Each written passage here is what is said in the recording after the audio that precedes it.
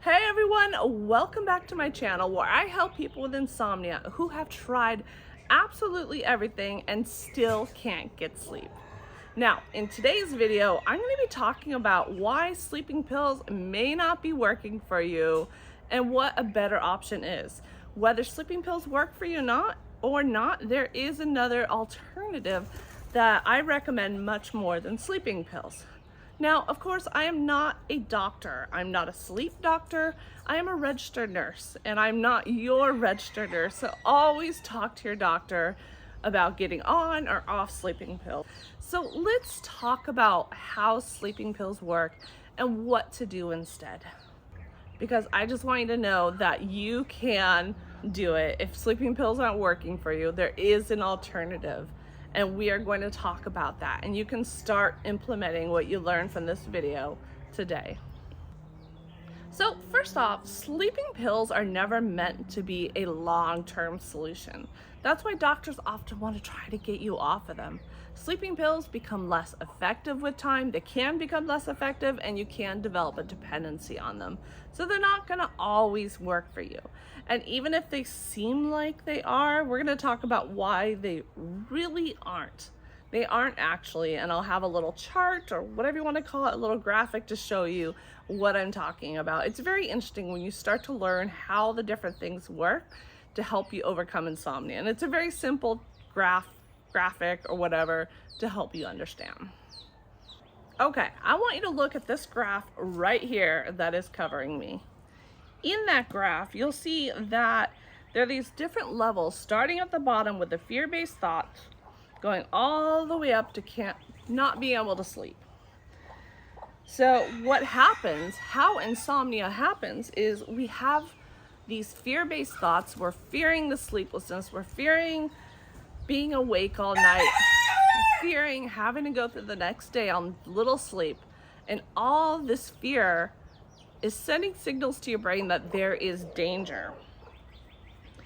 So your brain thinks there's danger, and it's activating the fight or flight system, which is raising your hyperarousal levels and causing you to not be able to sleep. That right there is basically how insomnia happens. Now, sleeping pills, they are a sedative, and they're basically going after the hyperarousal. They're trying to lower the hyperarousal. Hyperarousal is like a heightened state of awareness from things like stress, fear, frustration, anger, even excitement. All these different emotions can create hyperarousal. Just anxiousness alone can create hyperarousal, and that hyperarousal is what's keeping you awake at night. But it all starts down with the fear-based thoughts. Now, looking at sleeping pills, let's go back to that chart. If you look at the hyperarousal, where the orange arrow is pointing, the sleeping pills are trying to go directly after the hyperarousal. It's trying to lower the hyperarousal. Now, looking at me, lowering the hyperarousal, but you're still having that fear-based thoughts that's creating the hyperarousal in the first place, but you're trying to force that hyperarousal down, which isn't going to be the most effective way to lower that hyperarousal. Now, there are two ways that sleeping pills are trying to lower that hyperarousal. Here's a very simplified version. The first way is when you take a sleeping pill, you don't have to, there's a bird flying next to me. You don't have to worry about your sleep. You're kind of giving the work over to the pill, if that makes sense. Like, it's going to take care of sleep for me. I don't have to worry as much. I'm not fearing as much because I feel like it's going to work. Your fear-based thoughts are lower. Your worry is lower, which means your hyperarousal has come down and you sleep more. The other way the sleeping pills work is they are a sedative, which makes you feel, the analogy I like to use is when you're drinking, I wish I had a better analogy, but when you're getting drunk, you know how it's kind of hard to form thoughts. You may or may not know what it's like, but when you're drunk, it's hard to form thoughts, complex thoughts, because it's like a sedative. Sleeping pills are sort of the same way. I know I wish I had another analogy, but it's such a good analogy. So when you have this sedative effect going on, it's really hard to form fear-based thoughts, to have complex thoughts, because you're just kind of drowsy, and it's really hard to form them. If you're not forming these fear and worry-based thoughts, your hyperarousal is not going to increase. So your sleep system, it works. There's nothing broken about your sleep system. It's just that hyperarousal masking your sleep system, keeping you awake. Sleeping pills are not making you sleep. It's lowering the hyperarousal so that your sleep system can work. Your sleep system was never broken to begin with. So maybe sleeping pills are working for you in the beginning, they worked for a while, and eventually they stopped. What could be happening is you start to have, not only are they becoming less effective, but you may have something stressful happening in your life and you lose some more sleep despite taking the sleeping pills. And those fear-based thoughts are still back there. You never actually taught your brain that you are safe. That fear is still there. So you lose a little extra sleep because there's something stressful going on, and then you still have that fear. Your fear increased. You're like, oh my gosh, I didn't sleep despite the sleeping pill. So your fear is increasing, your hyperarousal is increasing, and you lose even more sleep. That is when we can become stuck and we feel like sleeping pills aren't working anymore, and we become frustrated, we become more fearful, and the sleeping pills just aren't working anymore.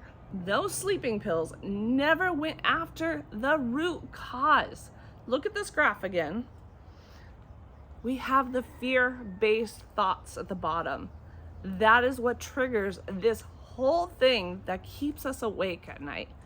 We need to lower those fear-based thoughts in order to go after the root cause and really get good quality sleep. Now, before we go on any further, if you want to learn how to really go after the root cause, have a individualized approach, figure out what you need to do, watch my free Insomnia Crash Course. The link is in the description box below. It's absolutely free, and it's going to give you a really good starting point on your journey that you can start practicing today, and with time you will get better sleep. Okay, so what do we do instead? Like I mentioned, we have to go after the root cause. We have to go after those fear-based thoughts. Now, I'm not expecting you to have zero fear of being awake at night. Nobody wants to be awake at night. It's miserable. It's horrible. You feel like crap the next day. Now, this is just a side note, but a lot of feeling like crap the next day is not just from the lack of sleep. It's the emotional fatigue from getting frustrated and upset and angry, and it's just burning through all your energy and leaving you feeling like crap the next day. So just something to think about. I've made videos about it in the past. Excuse me, if you want to read more about it. So to go after the root cause, like I mentioned, it starts with those fear-based thoughts, and we need to lower that fear. Ways you can do that is list out all the reasons that you fear insomnia, fear being awake, fear, or anything that you're worried about. It could be health. How are you going to feel the next day? Your job, health. Fear that it's going to last forever and ever. Now, not all of them, but you might be able to reframe a lot of them. You can take all those fear and worry-based thoughts and reframe them to something that's probably more realistic, something that feels a little bit better. Because catastrophizing, that's what I'm looking for. A lot of our fears and worries are catastrophizing, going worst case scenario, which is very unlikely. So going to a thought that's a little bit better. For example, I have a chicken that is making noises at me below me. So let's say you're worried about how you're going to get through the next day. One thing that can help you feel a little bit better is look at all the past days. You have made it through 100% days. They may not all be great, but you made it through it. You made it through the day, and you're still here, and you're doing fine. I know not all of them feel great. You may have had days where you just felt really exhausted, but you got through. just looking at the evidence from the past that you were able to get through. If you don't sleep tonight, you will get through tomorrow. That can help take off some pressure, take off some worry and some fear to help bring that fear down. If you're worried about health consequences of not sleeping, go back to my recent video, 1 or 2 videos ago, maybe 3, about health, because there is actually no evidence to show that lack of sleep can cause health issues. And I made some really good points in there. Definitely go back to that one, and that can help lower that fear. Just reframing your thoughts, going through each fear and worry to something better. If you need help reframing any of your thoughts or fears and worries, post it below and I will help you reframe them. And as I mentioned, if you want to go even deeper into how to go after the root cause, watch my free Insomnia Crash Course. Link is in the description box. Go check it out. It's a quick little crash course that will really help you understand how to go after the root cause. But for now, reframing those thoughts is a huge step in the right direction. It won't happen right away, but with time and practicing this, you will get there. Just keep reframing, keep reframing. You're gonna go back to the original thoughts, reframe again, and just keep reframing, and you will eventually get there. Thank you so much for watching today's video. If you have any questions, post them below, and I will see you in the next one.